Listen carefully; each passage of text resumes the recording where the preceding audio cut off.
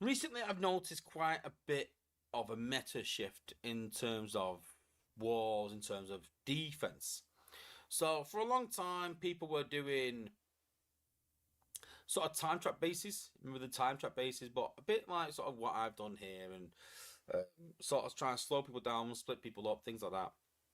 And everyone putting high HP bots in outposts, like you'd find Headstrong and Pipes, and you'd find like obviously Beachcomber and Deluge and bots like that, Red Alert, Run Amok. These sort of bots that have got a lot of HP and take a lot of time to kill. People putting Vector on these bots and things like Lightspeed was an option for a while. All these sort of warriors, high HP bots with high HP combats such as Jazzy and Jays, whatever you want to call it. I like calling it Jazzy for a laugh. But a lot of HP, HP, HP, HP. But what we're finding is that when people are doing that, they find it quite easy to get through the bases. The effects are quite easy right now, and so then it's just a case of just timing, and then it's just a case of just speeding your bots up, getting through faster. But what we're finding now is that this always happens that people shift back and forth between things. So what we're finding now is that what people have done is gone, okay, so people find it quite easy because all the bots are just high HP. What we're going to do now is we're going to switch things up. So what people have been doing is they've been putting high DPS bots in outposts. So the idea now is that we have the likes of Optimus in outposts a lot. We have obviously Beachcomber with his hack still. We have the likes of Cosmos, who hacks and still has good DPS. The likes of Overload, who does good DPS, great protection. Bots like Twin Twist still. And we even still see Red Alert. Even though Red Alert's got high HP, it's still got a decent amount of DPS. So people are flooding their outposts with high damage bots. I'm not talking gunners and jets, nothing like that. But mostly like specials. And then putting combats on them to give them that extra damage, hoping that you've got to drop your combiner and you might time out. So with all these meta shifts, we can obviously try and look at how we can change our squads, how we can evolve our squads to try and deal with this and make it easy. And I've got a great trick for you guys. So I've been using this guy since he came out as a 5-star. I've always rated him.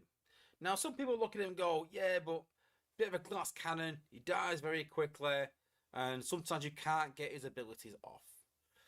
But I use him quite different to how other people may use him.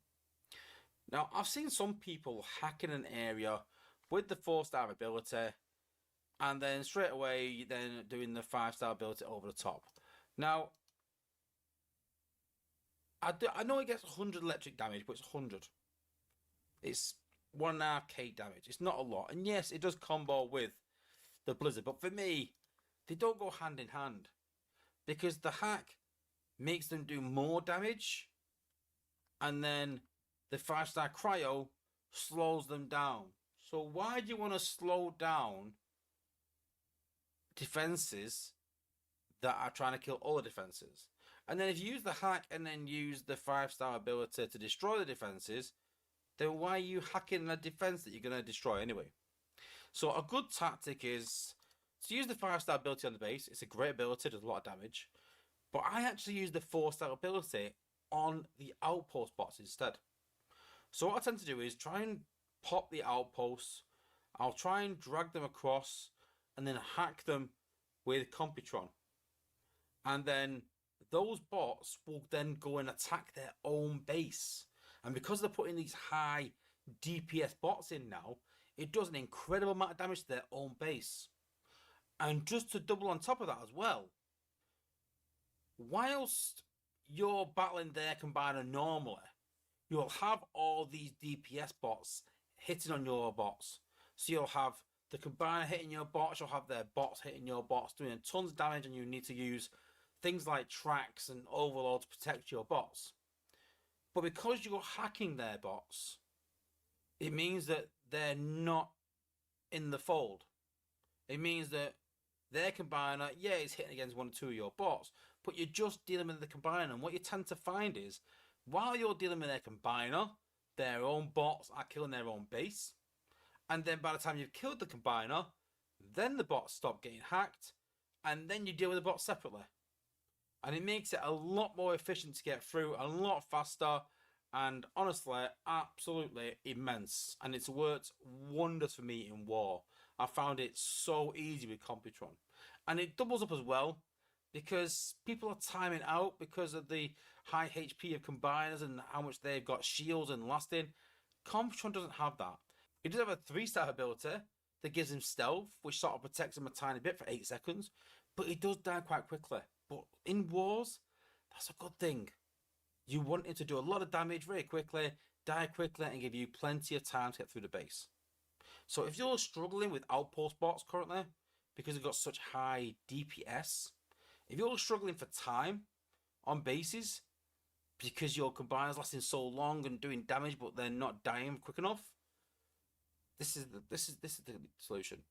This is the guy that will solve that for you. And I will not use any other combiner in War other than Computron. And I suggest if you've got 5-star Computron, guys, go and give it a try in Wars.